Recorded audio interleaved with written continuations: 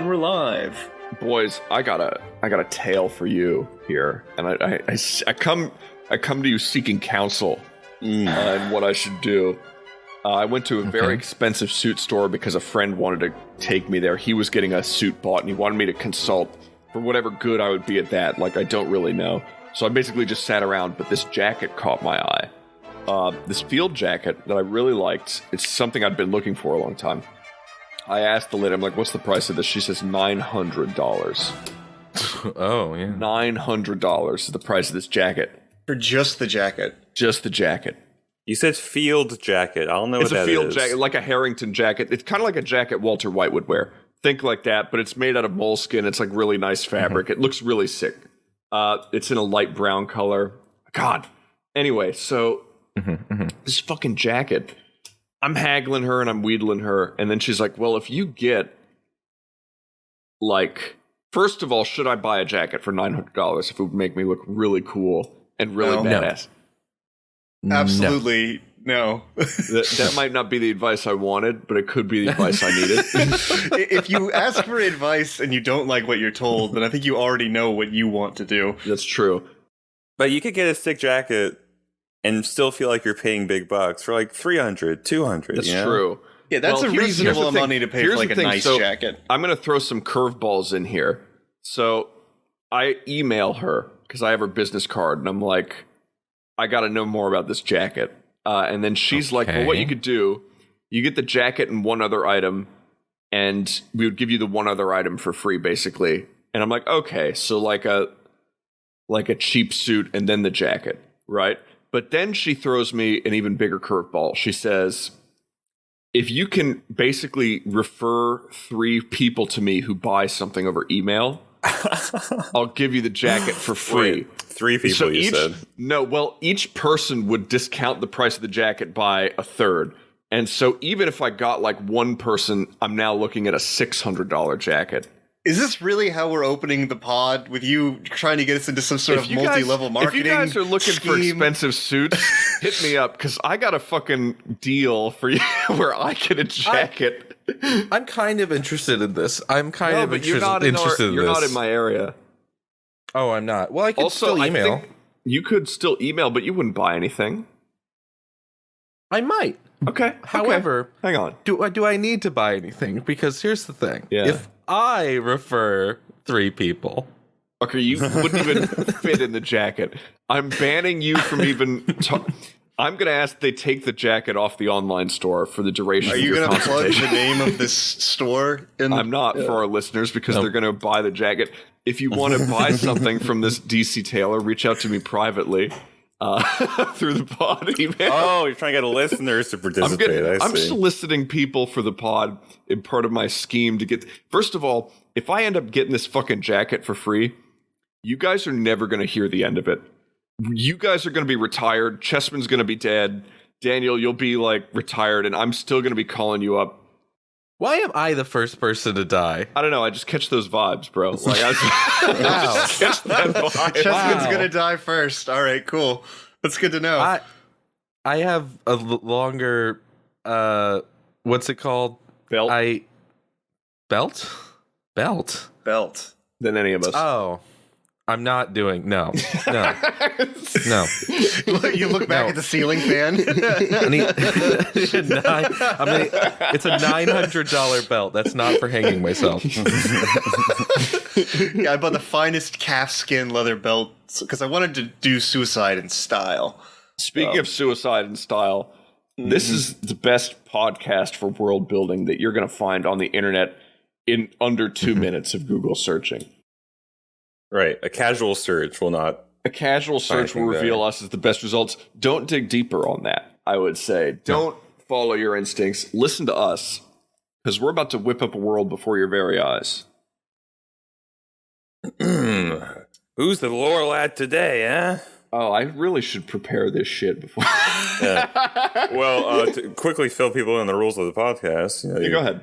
We're 4 people, and we want to make a world in 30 minutes or so. And so we ask 3 of those people to produce a prompt word. And from those 3 words of primordial soup, a world is born. And one person's the lore lad and sort of is the creative director in a sense. Has some veto power. That was a And concise the explanation. lore lad. Oh, it's me. I rolled a 3 here. Good. Okay. Which, All of right. course, Okay, means I'll be the lad this episode. You guys send your prompts to me. And if you want expensive suits, as the lore lad, I'm taking a bit of time here to explain. Why don't you email the pod email and we'll hook you up with a little referral that'll get me that jacket I want. I'm holding the podcast hostage. That's cool. It's like how there's discount codes in other podcasts. On this one, here it's not a discount. No, okay. And I get a discounts for you. You talk to me, I'll get a discount. If you guys have any promo codes for websites that sell cool jackets, hit us up. We appreciate it. Every little bit helps. Soliciting promo codes instead of providing them. That's what we do. We get the promo code because we provide the podcast for free. There's no ads. And in exchange, you hook us up with some fucking sick If you want to Those are send the us rules. free shit. Okay. Okay, right. Let's get going, huh? All right. Your prompt word, Belvin, what do you have? Cherry. Cherry. Mm-hmm. Okay. My prompt word is Elden Ring. No, it's no. not. No, it's not. Fucking not. Please. It's not. Don't But fucking do it. no, my prompt word is mute. Mute. Mute. Yep. Okay. My prompt word is Pact. Pact. Yes. So we have cherry, mute, pact. Packed man, eat cherry. Packed with cherry flavor. That's what I'm thinking Jesus. right now.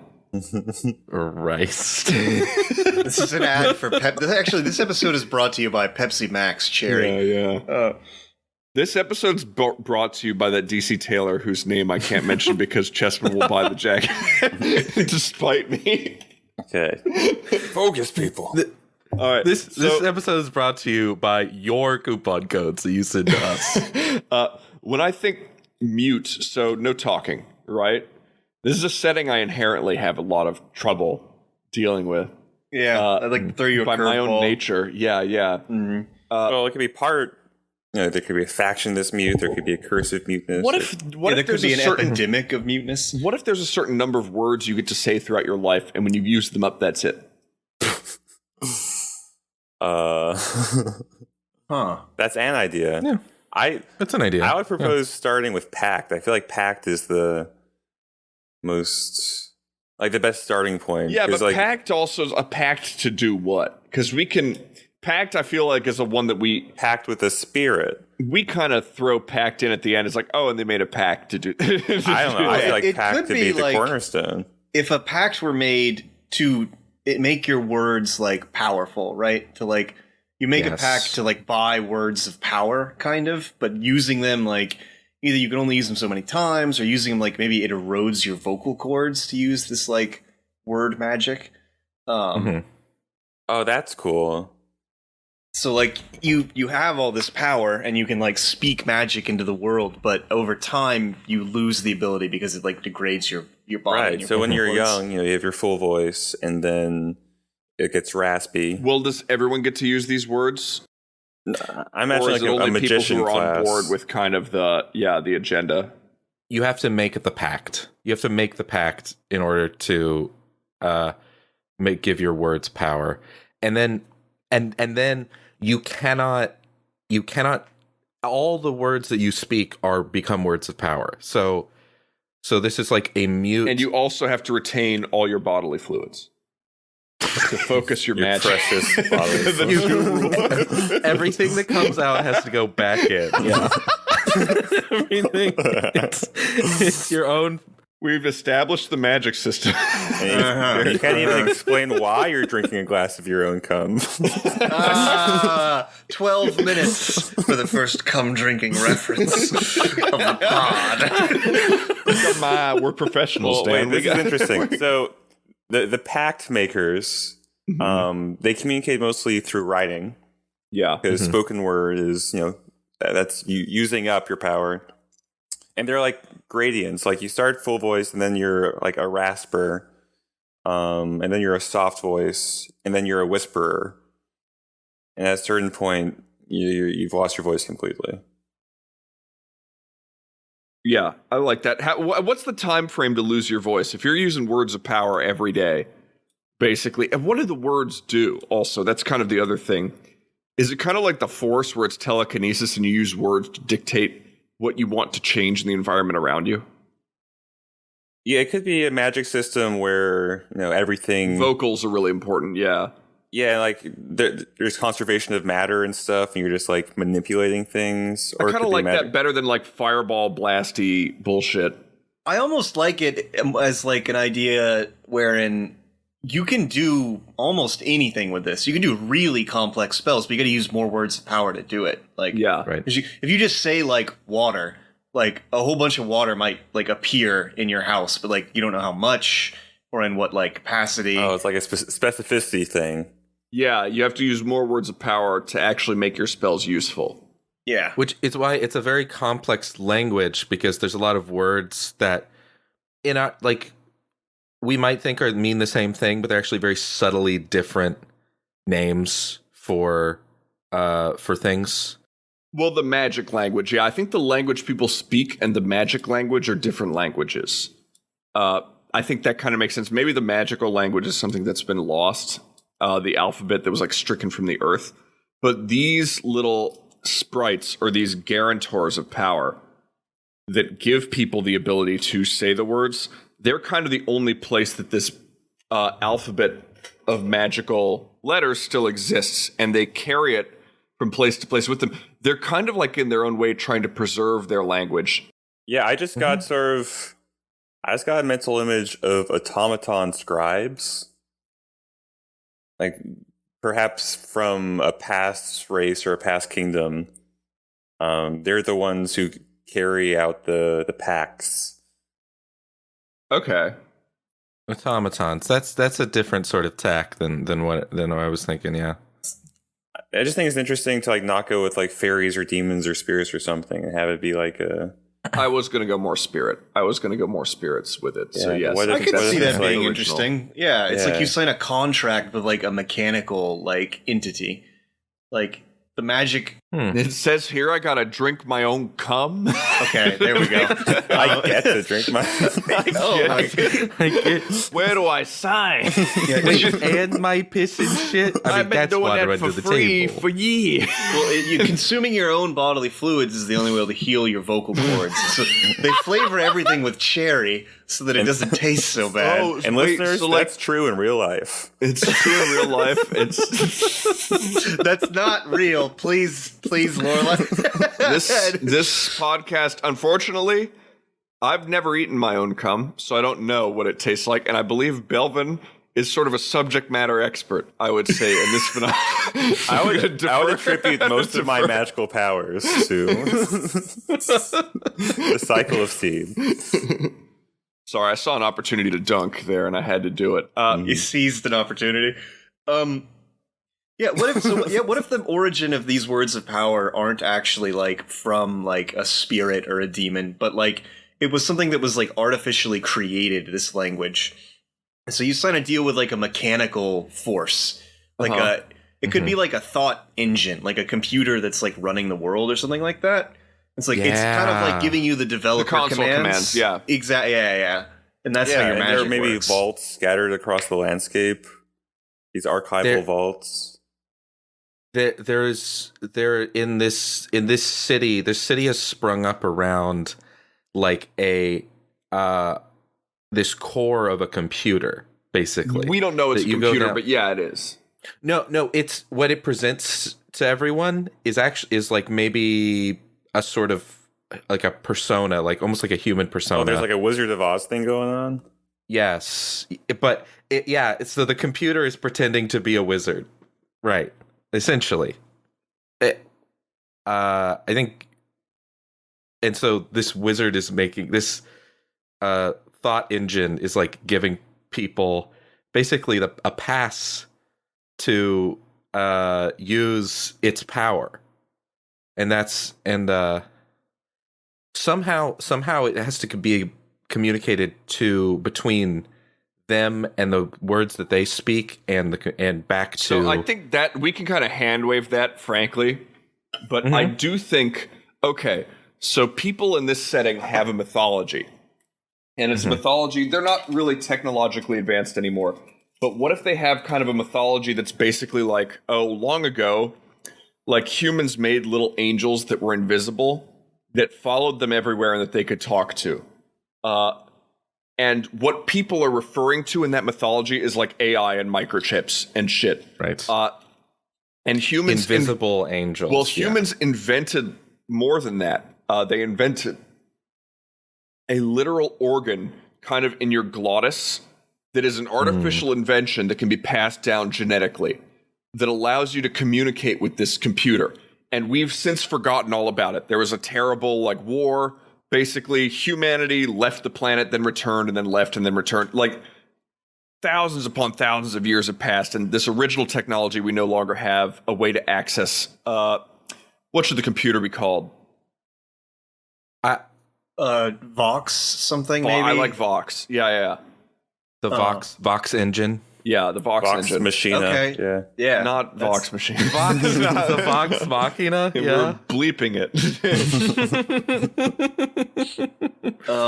Okay, maybe not Vox. Maybe not. I do like yeah, Vox. I like Vox. I think Yeah, well, Vox is good. I like it too. God damn it. Yeah, I think okay. like Vox Engine works. Vox like, or Voce. Vox engine. Yeah. Yeah. Well, I think that's a really sick backstory as to how magic works in this world. Yeah, it's really AI that live with us, but we haven't figured out really that that's what's doing. We think that we are innately magical. Yeah, well, But- so maybe yeah. for the Pact, right? For like the connective tissue for man to pick this up. I mean, we could combine Chessman's like presenting as other idea, like maybe the automatons. There's a race of automatons who are the ones who you make a deal with or something.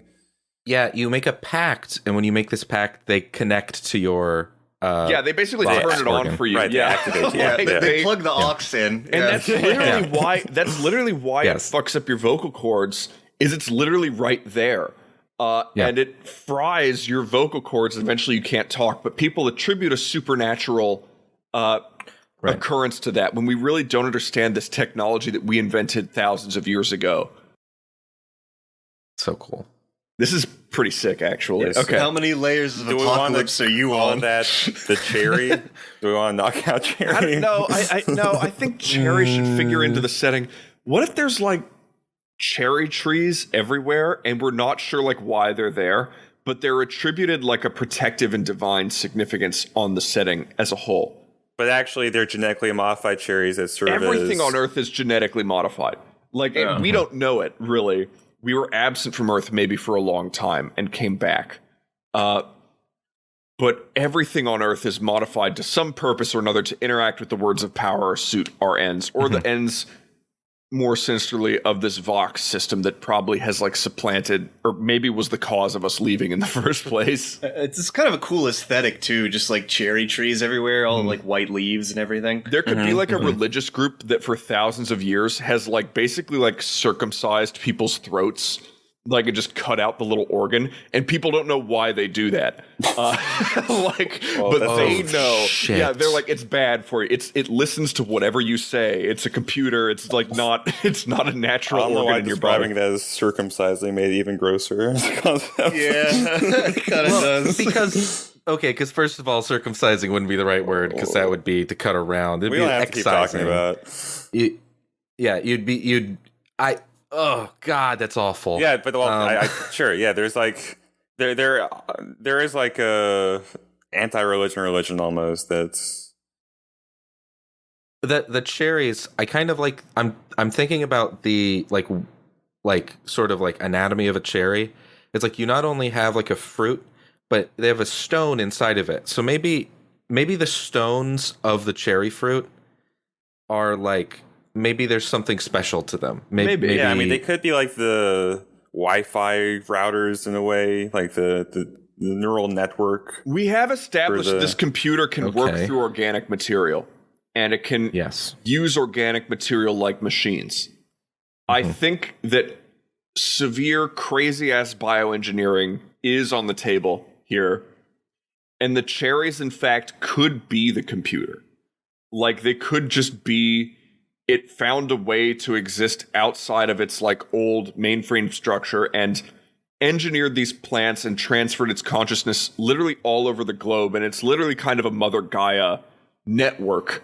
It's a network of maybe that's how it continues to integrate with biomatter.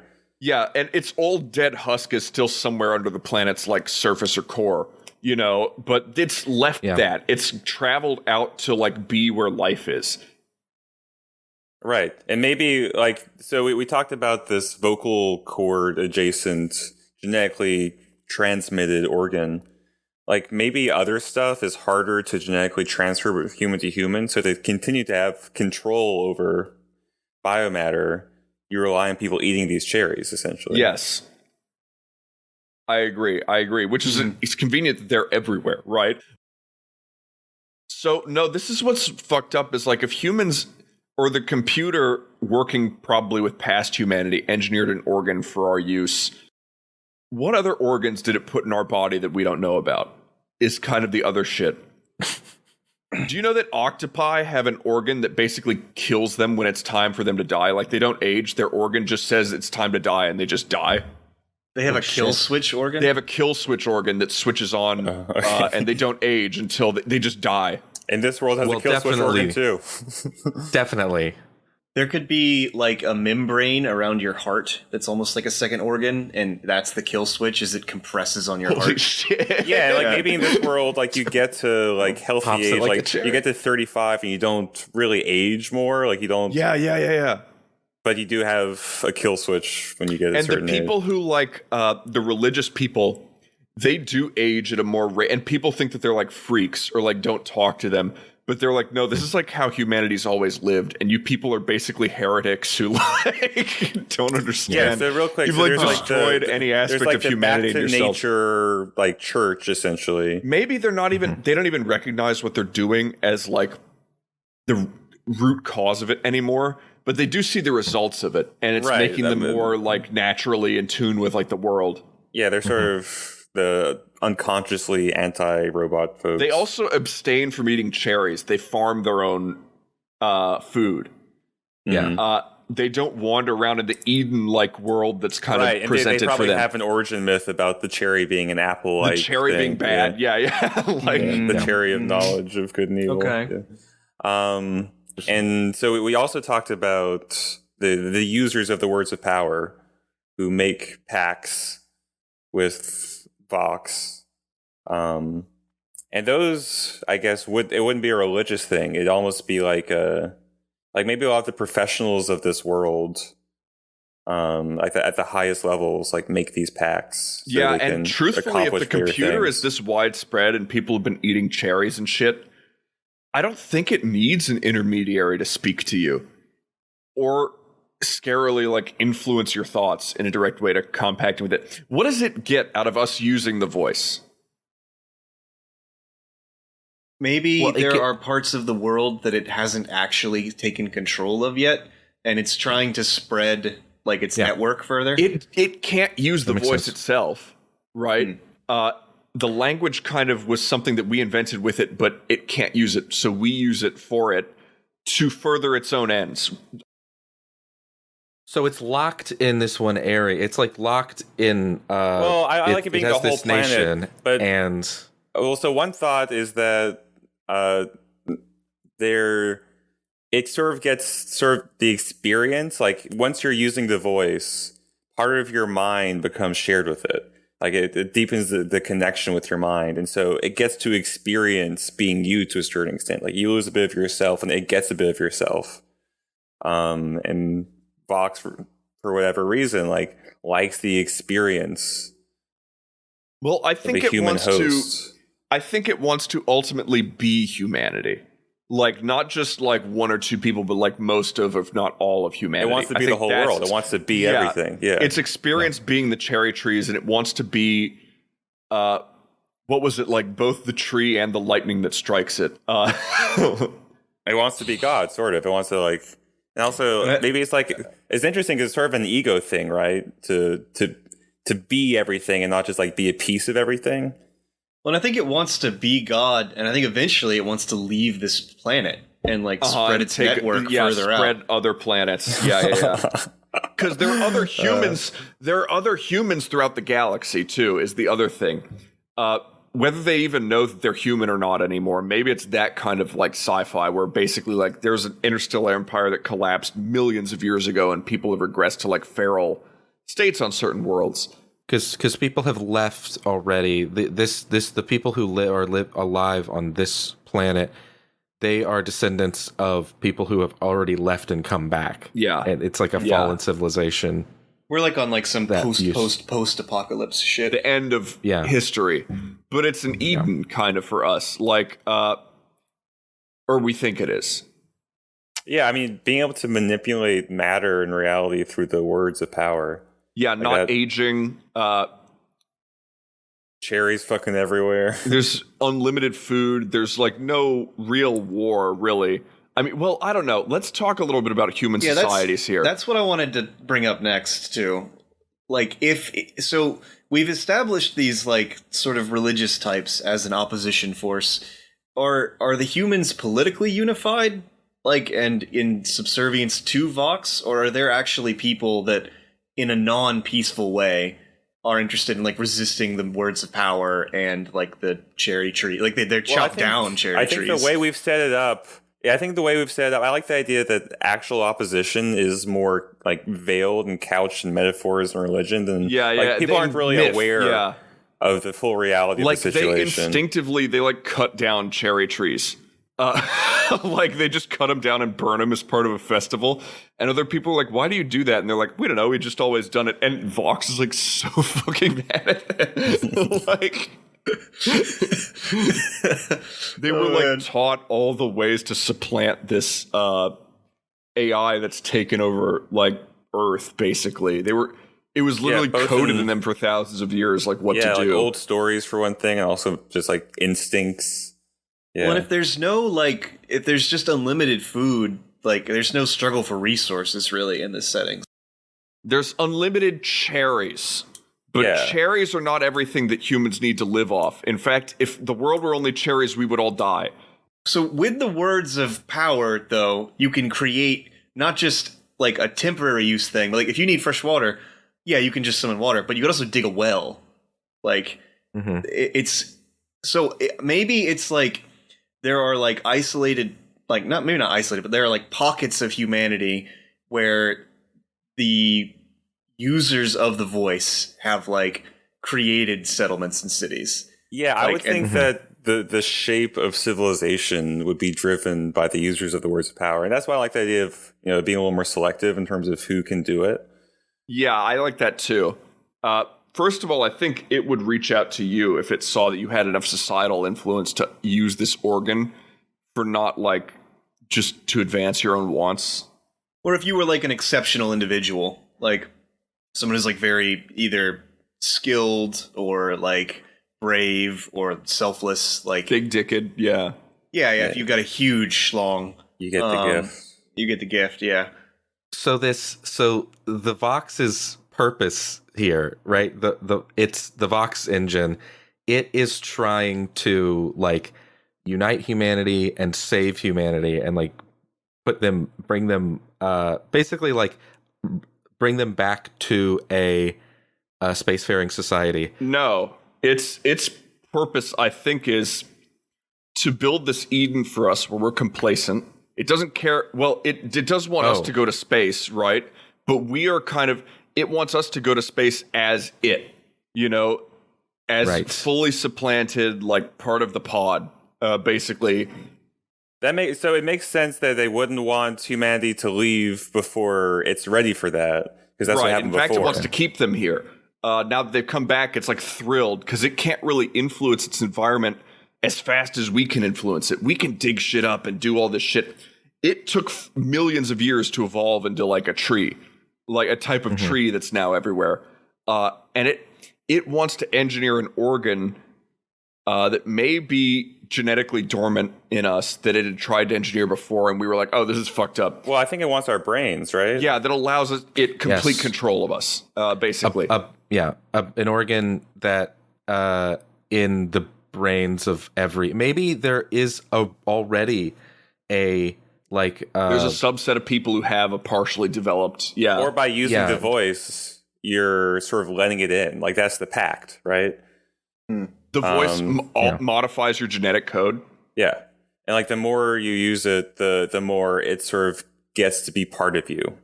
Ooh, that's I like that's that. a little bit. That's a little bit. It's a little too tied up for me. I kind of like the idea of like the people who have made this pact and are using the voice are burning themselves out, and they're like it's hand, but they are trying. The voice, the Vox engine is trying to develop like humans that it can control.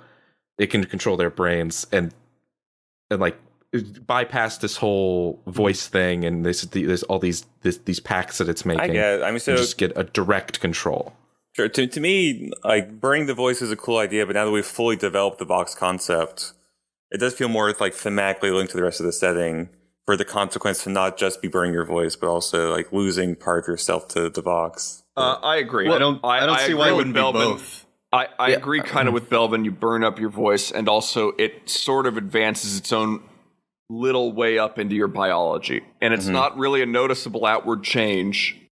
This is the big barrier for the Vox, though. The Vox is trying to get people to accept its pact, but everyone who accepts its pact is slowly like becoming mute and is like sort of. The Vox is trying to get this cast of people who are slowly accepting its pact to mate with one another and to form their own culture, because that way genetically the shit that the mother and father have will be passed down to a new generation of people who have this over further hundreds developed and thousands of years. It's a genetic breeding program, basically.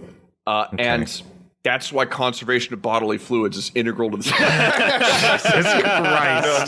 But I do like that this will, like, the actual end game for this thing, or the mid game, is basically like the only people that are going to exist on Earth are the people with this gene. And what that really means is a sinister kind of like implication of like genocide or war on the horizon for this world. Although humanity doesn't really see it happening yet, because we're in the infancy of it. Yeah, and like the people who use the voice are often like leaders in society and like highly valued and respected. It's steering development of civilization on this planet. It's creating a caste of people too that will like naturally mingle with each other and breed and be like a ruling caste.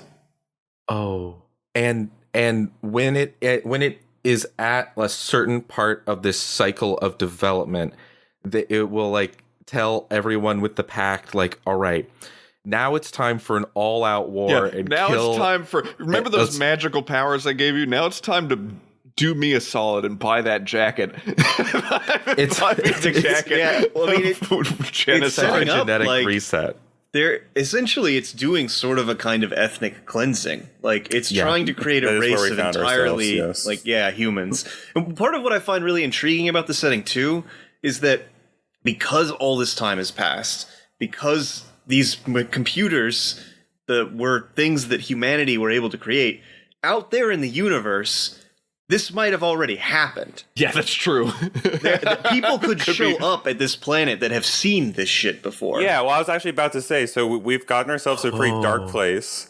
But talking about like records left from the first race. Yeah, this doesn't have to be Earth. That's the other thing. It could be just a planet.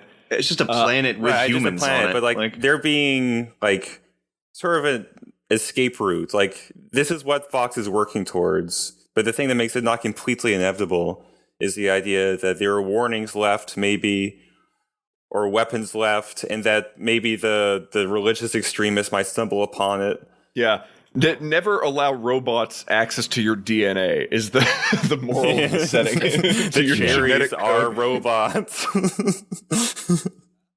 Well, they are part of a neural network. Yeah. They're like neurons for this creature, basically, that isn't even really a computer anymore. It's more like a commie or like a nature spirit. Mind, yeah. God, that's fucking cool as shit. This is why you need to let me do like a couple shots and just watch UFO conspiracy videos before every episode for at least an hour. and that way I get jazzed. Walter In every gets his episode's medicine. like this. The listeners call in. Walter gets his jacket, and that's how it's gonna go. You're from never here going to on. get the jacket. The age It's of the not never jacket gonna get the is. jacket. I'm heralding Jack in in the jacket. the dark age of the jacket, where I The will rule Elven with the jacket. jacket. Yeah. What's really unfortunate- podcast. even imagine it? What's really unfortunate is that no one will hear this sick ass episode because it started with you trying to MLM. We gotta put a disclaimer. Our listeners are please very ignore understanding. Walt's bullshit for the first 5 minutes of Our this listeners are episode. very understanding. It was funny and it was a riff. No, and if you they do have want to to be hit used me to it up, at this point. if you do, We're gonna yeah. cut half the episode because Oh, we're yeah, gonna get sued by Critical Role. We're gonna cut it. That's right. We will do that. We will do it. Hey, I might be editing it. I don't know. I'll be editing it. Well, is there anything else we want to fill up with this world? I feel like we got there.